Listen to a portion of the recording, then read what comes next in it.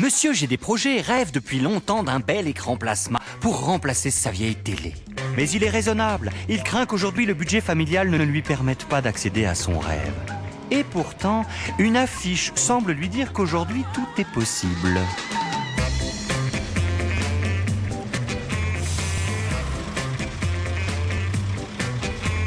Quand il rentre chez lui et qu'il ouvre son journal télé, une publicité lui dit que pour réaliser ses rêves, il suffit d'appeler un numéro.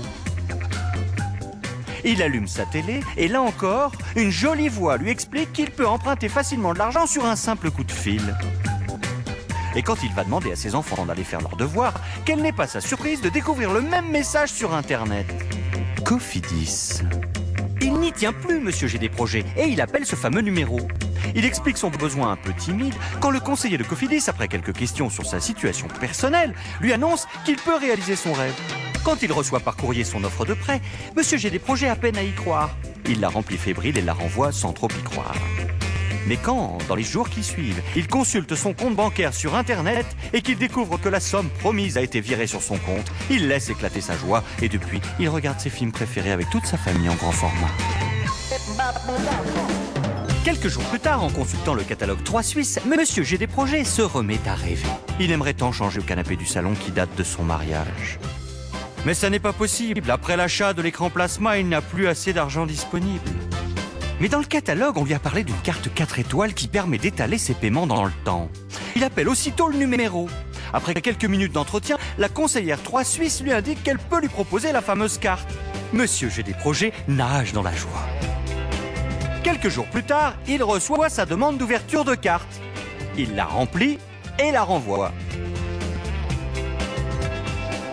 Une fois la demande accordée, Cofidis envoie l'argent aux 3 Suisses. Et monsieur J'ai des projets rembourse Cofidis en petites mensualités sans perturber la gestion de son budget familial. Quel bonheur!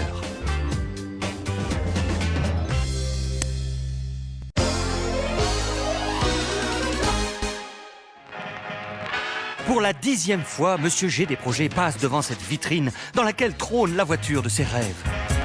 Mais bon, il faut être raisonnable, se dit-il. Je ne peux pas craquer, je dois faire attention. Quand il rentre chez lui, il découvre un mailing qui accompagne son relevé de compte de Cofidis.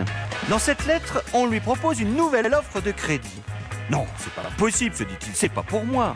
Et monsieur des projets appelle Cofidis. Le conseiller qui connaît tout de sa situation personnelle lui dit que c'est possible, qu'il peut lui accorder un nouveau prêt. Et c'est reparti. Il reçoit sa demande de prêt, la renvoie, elle est contrôlée chez Cofidis, et quelques jours plus tard, c'est sur son compte. Et la voiture n'est plus un rêve. C'est décidé, même si cette maison lui promet 10 ans de travaux, il va l'acheter. Au moment de déménager, il prévient son conseiller Cofidis de son changement d'adresse. Ils discutent tous les deux de cet événement et le conseiller propose à monsieur J'ai des projets un prêt pour ses travaux. Génial! Il ne faudra ainsi que quelques mois à monsieur J'ai des projets pour restaurer la maison de ses rêves.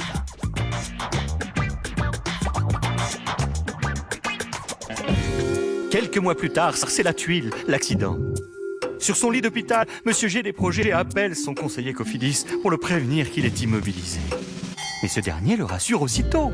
Il rappelle à monsieur J'ai des projets qu'il a souscrit une assurance et qu'il peut ainsi activer la prise en charge de ses remboursements. C'est le soulagement. Ce qui a sans doute contribué à accélérer sa guérison.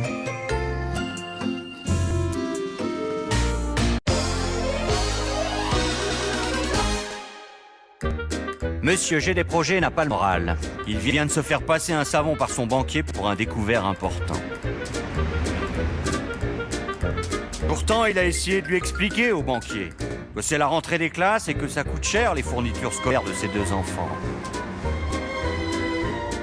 Il lui a dit que la chaudière a claqué et que c'était pas prévu. Il lui a dit aussi qu'en plus, avec les impôts à payer, ça fait beaucoup pour un salaire comme le sien. De toute façon, avec les banquiers, on peut jamais discuter. Monsieur J'ai des projets s'enfonce dans la déprime.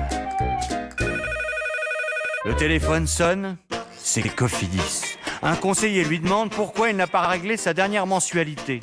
Monsieur J'ai des projets s'énerve. c'est trop. Déjà le banquier ce matin. Mais le conseiller au téléphone garde son calme et lui dit qu'il comprend sa situation. Et il lui propose un étalement de sa dette si Monsieur Desprojets s'engage à lui envoyer aussitôt un chèque couvrant une partie de son retard. D'accord, dit-il soulagé. Une fois encore, Cofidis est à ses côtés.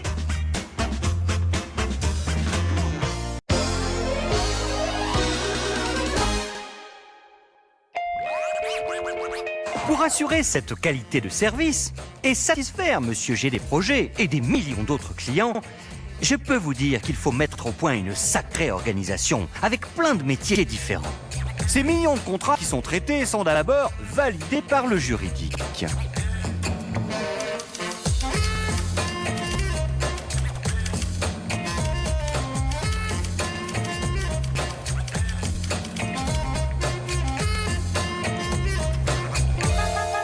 L'argent que nous allons prêter à nos clients, nous l'achetons nous-mêmes à plusieurs banques.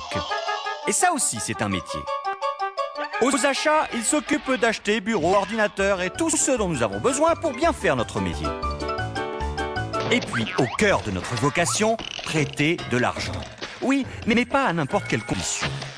Depuis l'origine, nous avons mis au point des règles très sophistiquées et des outils pour nous assurer que nos clients nous remboursent les sommes empruntées. Nous renvoyons ainsi les dossiers incomplets ou ceux qui nous semblent trop fragiles. Sachez ainsi que 7 demandes sur 10 sont refusées. Il en va de l'équilibre financier et donc du bon développement de notre entreprise. Et pour coordonner tous les métiers de Cofidis, tous nos équipements, téléphones, PC, logiciels, Internet, il nous faut aussi une informatique de précision. Nous avons coutume de dire que Cofidis est une entreprise à capital humain. C'est sa première richesse. Et faire travailler ensemble des centaines de personnes, ça aussi, ça ne s'improvise pas. Des centaines de personnes qui doivent être en permanence à l'écoute des besoins de millions de clients.